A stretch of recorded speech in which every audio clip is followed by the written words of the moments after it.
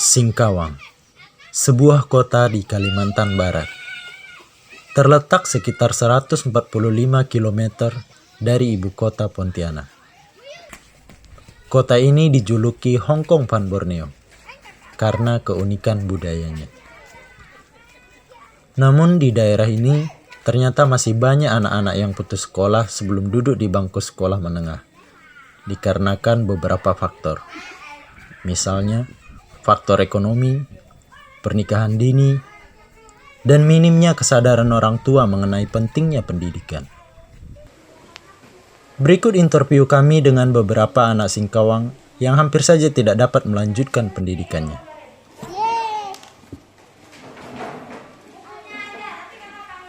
Shalom, perkenalkan nama saya Suni, saya umurnya 18 tahun dan sekarang ini saya sedang kuliah di STI Mulia Singkawang dan memasuki semester yang kedua. Saya mulai bergabung di Rumah Kasih sejak umur saya 10 tahun dan saat itu saya aktif mengikuti kegiatan yang ada di Rumah Kasih, misalnya Sabtu Ceria, terus les, dan 3P. Dan puji Tuhan saat ini saya boleh dipercaya untuk melayani di Sabtu Ceria, terus melayani di e-girls. Dan saya juga dipercaya untuk mengajar bimbel.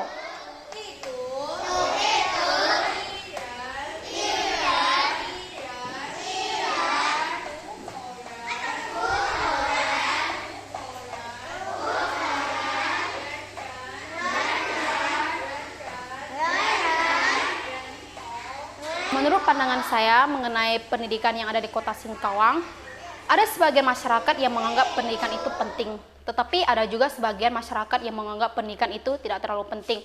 Terus ada juga yang menganggap bahwa kehidupan dan masa depan seseorang itu ditentukan yang namanya takdir atau nasib. Terus mengenai perbedaan pendidikan antara laki-laki dan perempuan, ada yang menganggap bahwa perempuan itu tidak perlu bersekolah tinggi, karena nanti ujung-ujungnya juga akan mengurus rumah tangga. Demikian juga yang terjadi dengan di lingkungan di mana saya tinggal di Kopisan saat ini.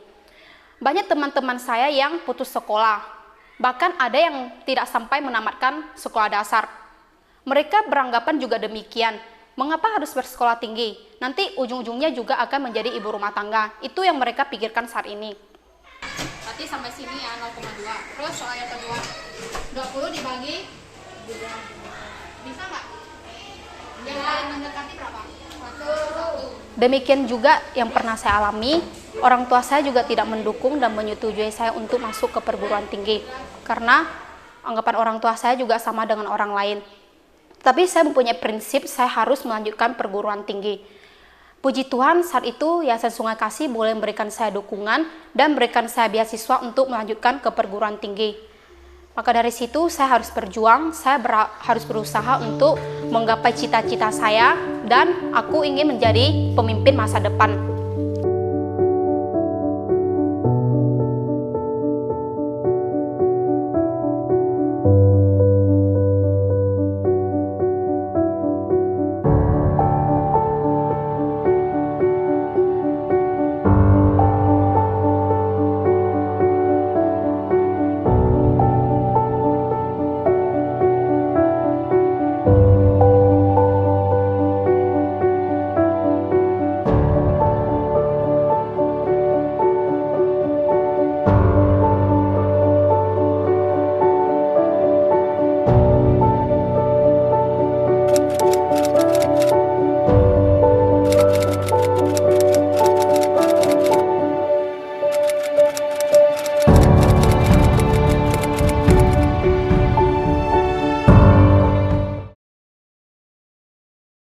Shalom, perkenalkan nama saya Nilan, umur saya 15 tahun, saya duduk di kelas 3 SMP, dan saya bergabung di Rumah Kasih sejak kelas 2 SD.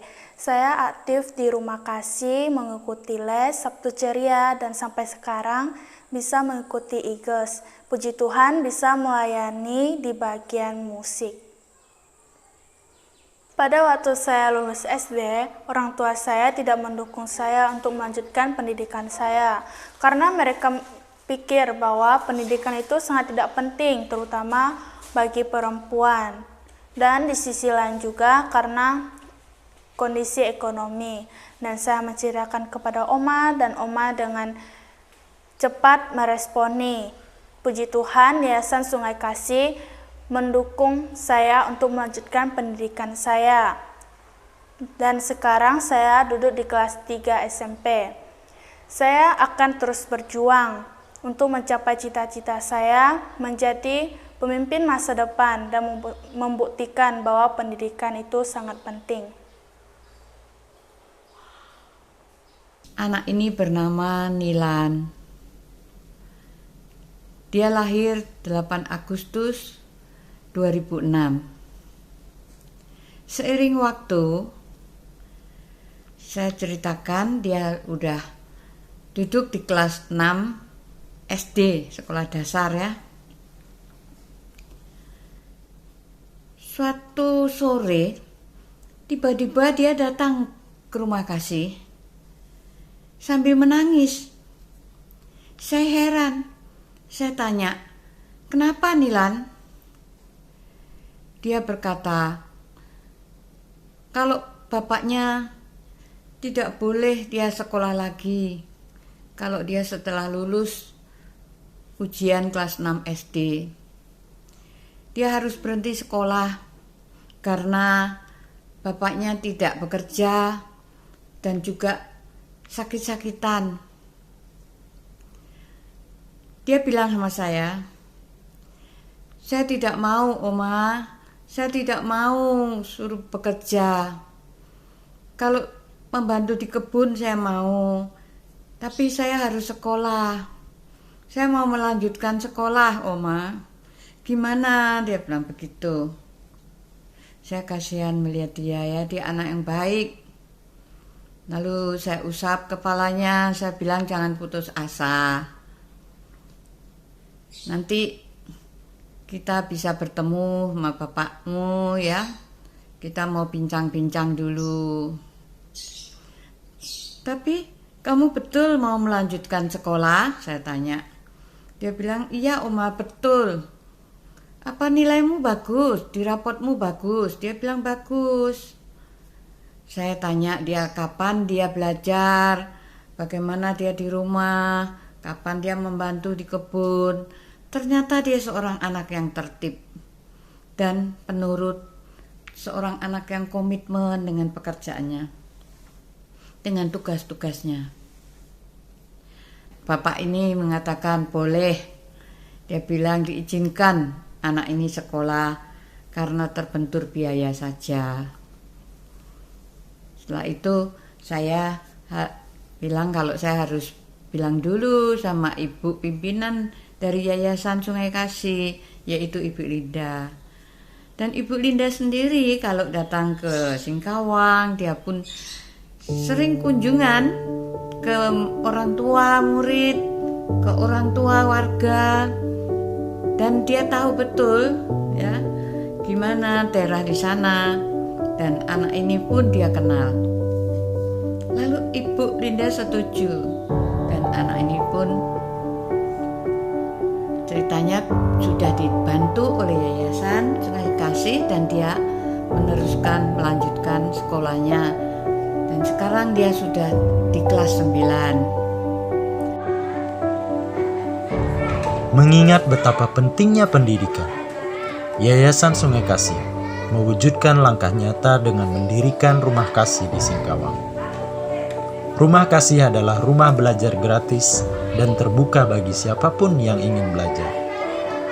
Dengan harapan, generasi selanjutnya memiliki masa depan yang lebih baik. Dan saya percaya Rumah Kasih akan mencetak generasi penerus yang berdedikasi tinggi dan juga mempunyai arti di dalam kasih untuk semua orang. Karena Rumah Kasih tempat untuk orang yang tersesat, yang harus diarahkan, dan juga tempat orang yang mencari solusi untuk mencari jalan keluarnya, dan tempat saling mengasihi. Itulah Rumah Kasih.